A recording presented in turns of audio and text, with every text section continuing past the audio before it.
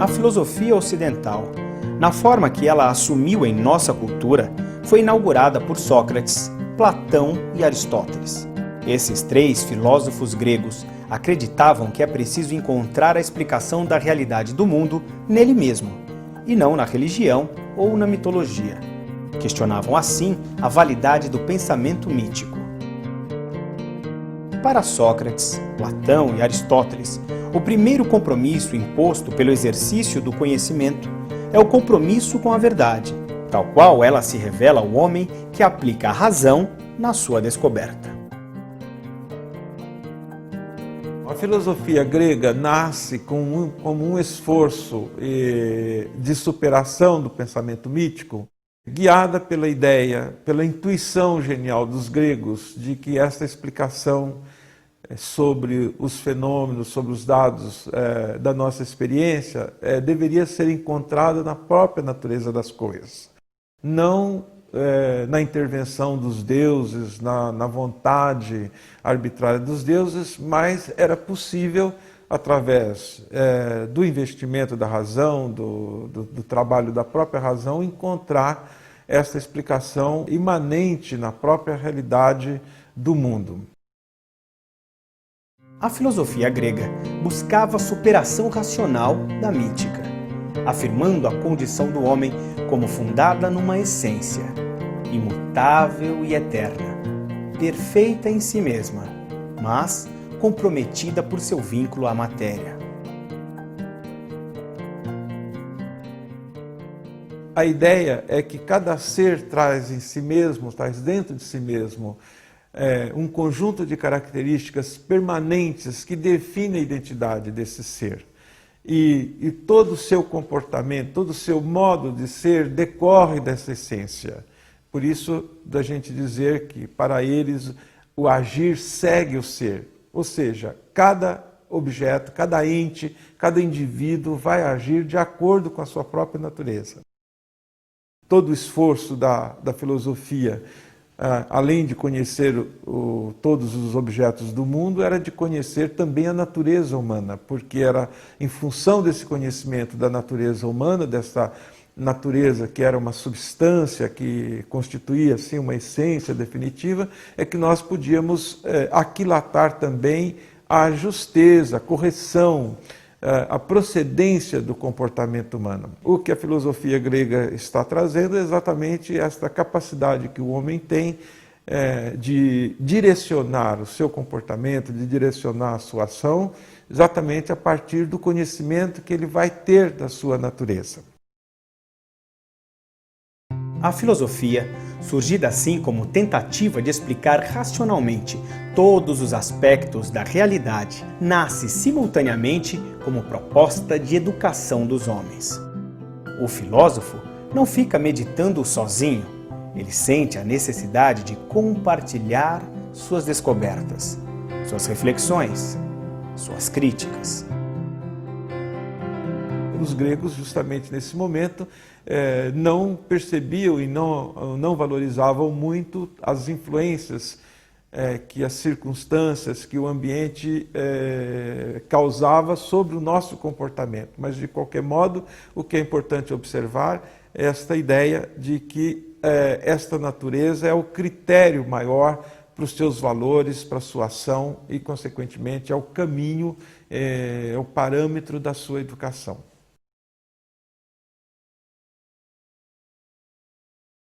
Que a filosofia, quando nasce na Grécia, ela nasce intimamente articulada com uma pedagogia. Ela é uma paideia, ou seja, é uma proposta de acordo com a qual nós deveríamos estar usando a nossa capacidade de conhecimento, né, para a educação do indivíduo ao longo da sua existência. Os predecessores de Sócrates, conhecidos portanto como pré-socráticos, são os primeiros a questionar a validade do pensamento mítico.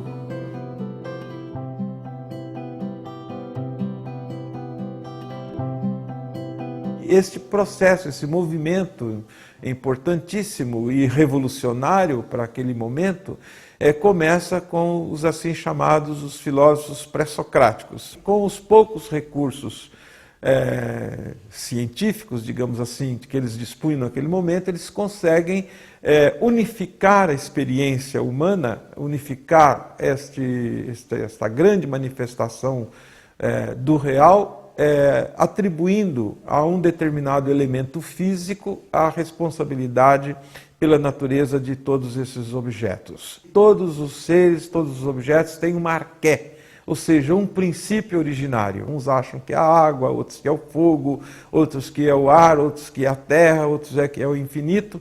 Isso não faz a diferença, o importante é justamente este princípio ordenador da multiplicidade da experiência.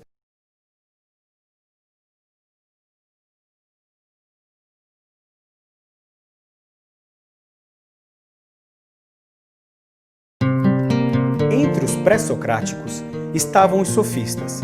Este grupo de filósofos teve o mérito de reconhecer a importância dos sujeitos humanos, já que, para eles, o homem é a medida de todas as coisas.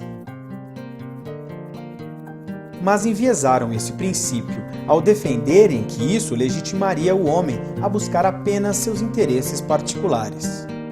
Sócrates, em oposição a essa visão egoísta, acreditava que é preciso que se leve em conta o interesse comum de todos e as referências universais que são dadas pelo conhecimento. Defende que nosso compromisso deve ser com a verdade e não com a mera utilidade pragmática. Para ele, devemos conhecer o bem e a verdade e, com base nela, agir de forma justa.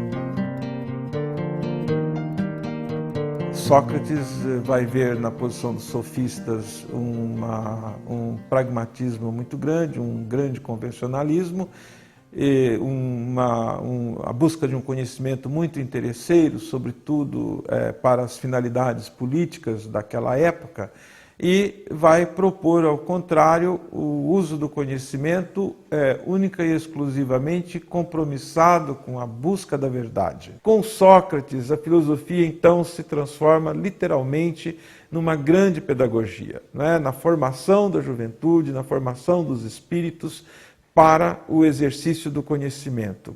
A posição do Sócrates é conhecida na história da filosofia como sendo a de um intelectualismo moral. Ou seja, com base no conhecimento racional, no conhecimento sistemático, que nós podemos encontrar as diretrizes para o comportamento humano, para o comportamento ético, para o comportamento político. Nesse sentido, Sócrates desenvolve uma pedagogia da inteligência, uma pedagogia da racionalidade, partindo da ideia de que todos os indivíduos, até os mais simples, trazem dentro de si todo esse potencial do conhecimento. Faz uma proposta de uma maiêutica, ou seja, da arte de partejar ideias, em que o educador, o mestre, à medida em que ele vai interrogando de maneira adequada o seu discípulo, o discípulo vai conseguindo encontrar em si mesmo as razões, as explicações e as verdades.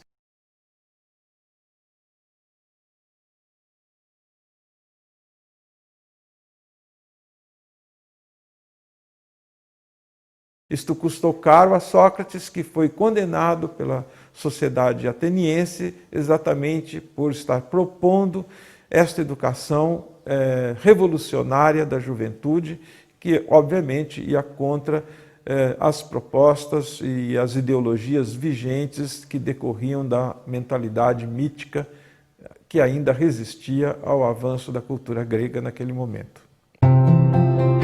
Entre as acusações está a de que Sócrates comete crime corrompendo os jovens e não considerando como deuses os deuses que a cidade considera. Platão, discípulo de Sócrates, vai procurar implementar a proposta filosófica de seu mestre e constrói uma sofisticada teoria do conhecimento, de acordo com a qual existiria num mundo superior, num plano superior, um mundo das ideias, e com as quais conviviam também as nossas almas, que já estavam lá de toda a eternidade. E no centro deste mundo das ideias estava a ideia do bem, que para Platão era a referência maior do mundo dos seres. No mundo das ideias de Platão, havia uma ideia para cada espécie de seres. Existia uma ideia de árvore, que era a essência verdadeira de árvore. As árvores aqui da Terra não passam de cópias imperfeitas daquela ideia. Elas participam de sua perfeição, porém, nunca chegam a igualar-se a ela. No entanto, uma vez encarnadas, e esta encarnação era uma espécie de necessidade que o Platão não tem como justificar, uma vez encarnados aqui no mundo, os homens vão resgatar, vão aceder novamente a esse mundo das ideias através do conhecimento. O conhecimento é exatamente esta volta ao mundo inteligível a partir do impacto das experiências sensíveis que ele vai tendo aqui no decorrer da sua existência. Todo o papel da pedagogia, todo o papel da filosofia para as pessoas é exatamente tentar refazer este caminho de volta, tentar suscitar a lembrança dessas ideias, uma vez que é pelo conhecimento dessas ideias que nós temos acesso à verdade. Então, eu vou saber o que é o amor, vou saber o que é a igualdade, vou saber o que é a justiça, porque essas ideias já existem de toda a eternidade. Chegando ao mundo das ideias, nós temos o conhecimento verdadeiro, a partir do qual nós podemos também direcionar o nosso comportamento, o nosso modo de agir aqui na existência terrestre.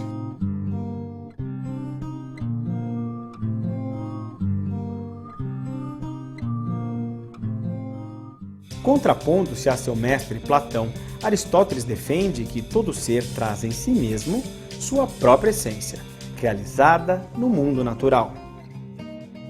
A sua posição é realista, ou seja, os seres existem em determinação direta de sua própria essência, isto é, pelo conjunto de características específicas que estão inscritas na substância básica que os constituem como integrantes de uma espécie. Para Aristóteles, existem sim as ideias, mas elas existem nos próprios seres e não no mundo das ideias. E, por sua vez, propõe uma teoria que é conhecida como a teoria hilemórfica, de acordo com a qual todos os objetos, todos os seres, todos os entes são formados por coprincípios. Cada ente se compõe de dois coprincípios. Ele existe e existe sob a forma de uma essência. Então, a primeira composição se dá entre essência e existência. Por sua vez, essa essência se subdivide em outros dois coprincípios. De um lado, a substância, de outro lado, os acidentes. A substância é aquilo que responde pela minha identidade, aquilo que me insere numa determinada espécie, né? E os acidentes é aquilo que me diferencia. Por exemplo, me diferencia como indivíduo, a cor, o tamanho, a forma, a raça, o gênero, etc. E, por sua vez, essa substância se compõe com dois coprincípios, a matéria e a forma. A matéria são os elementos gerais que constituem a nossa substância, enquanto que a forma é aquilo que corresponderia ao núcleo mesmo da nossa essência. E cada ser existe em decorrência da união de matéria e forma, de substância e acidentes, de essência e existência. E a morte exatamente representa a separação. Evidentemente, os seres não são eternos, eles se constituem a partir exatamente desta composição. Matéria-prima e forma específica são a substância constitutiva de cada ente. Por sua vez, a substância une-se aos acidentes que individualizam cada um, formando assim a essência completa do ser. A essência determina como se dará a existência real de cada ser. E nessa essência estão contidas em potência todas as características que cada ente pode desenvolver, mediante um processo de atualização. Os entes se formam e se desenvolvem passando sempre de um estado de potência a um estado de ato. E é assim que se dá no caso da nossa educação. O que está ocorrendo quando nos educamos é um processo de atualização de nossas potencialidades, presentes na nossa essência, bastando que sejam ativadas para se realizarem. O papel da pedagogia é exatamente essa ativação. No caso do homem, então, por exemplo, que ele possa desenvolver plenamente a sua condição de ser racional, de ser espiritual, que é determinado pela sua forma específica. Não é daí chamar a forma específica do homem da sua alma inteligível. Ao ser desenvolvida plenamente, ela se atualiza, ela se torna em ato, a existência em ato. Esta teoria do ato e da potência que determina toda a proposta de ação ética e política de Aristóteles.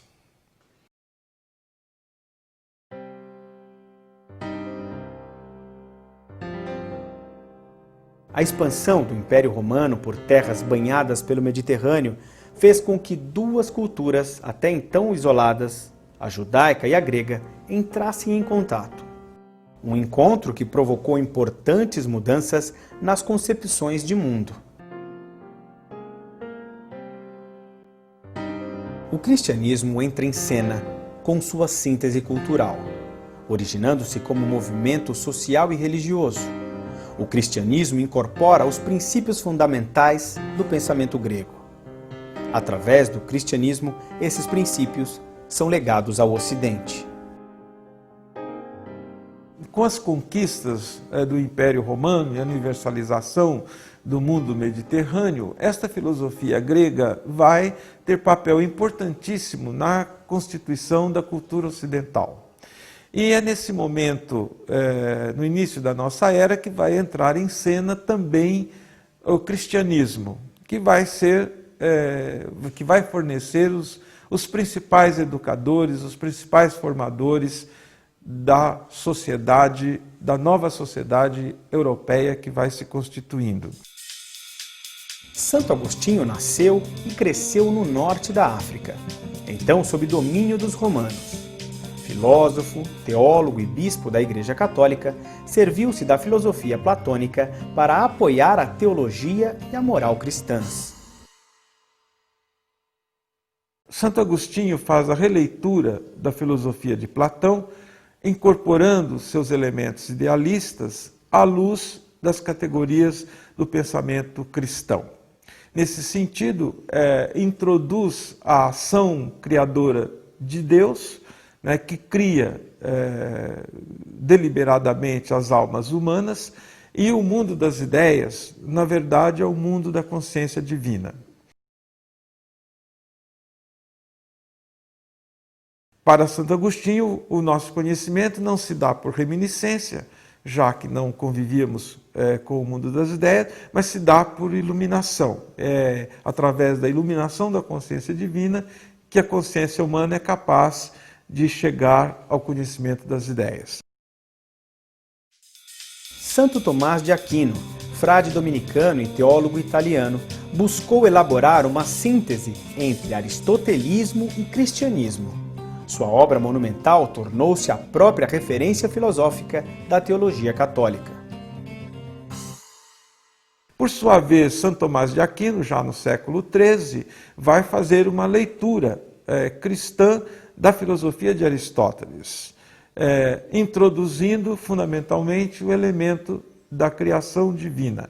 Ou seja, as essências não existem de toda eternidade, mas foram criadas por Deus por ato deliberado de sua vontade onipotente.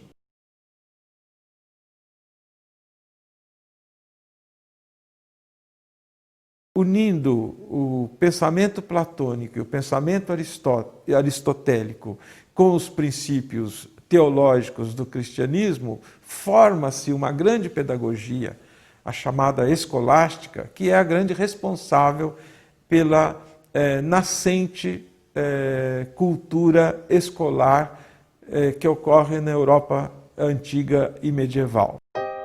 Escolástica é uma linha filosófica constituída na Idade Média. Seu conteúdo é formado pela síntese das doutrinas de Platão e Aristóteles com as doutrinas cristãs. Foi uma tentativa de harmonização de duas esferas, a fé e a razão. Santo Tomás de Aquino foi o maior representante da escolástica. Trata-se de uma pedagogia fundamentalmente essencialista que reproduz esta proposta grega, particularmente a proposta aristotélica, no sentido de que educar, elevar a criança do estado de potência para o estado de ato representado pela idade adulta.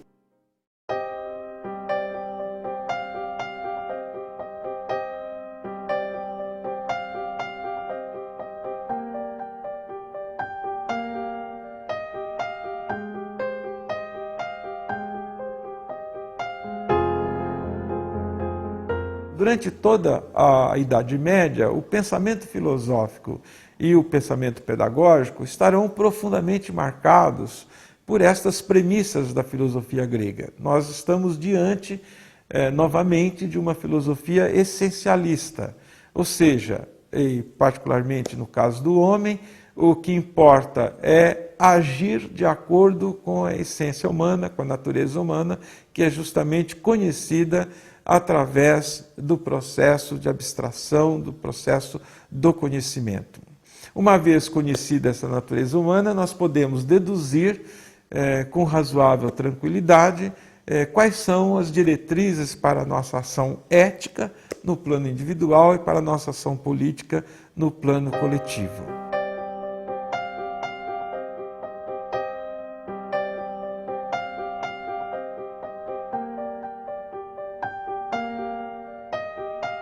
A filosofia de perfil metafísico, tal como acabamos de descrever, baseada nesta concepção das essências, foi predominante no período medieval da cultura do Ocidente. Hoje, esta perspectiva, filosoficamente, foi bastante criticada e é mesmo superada.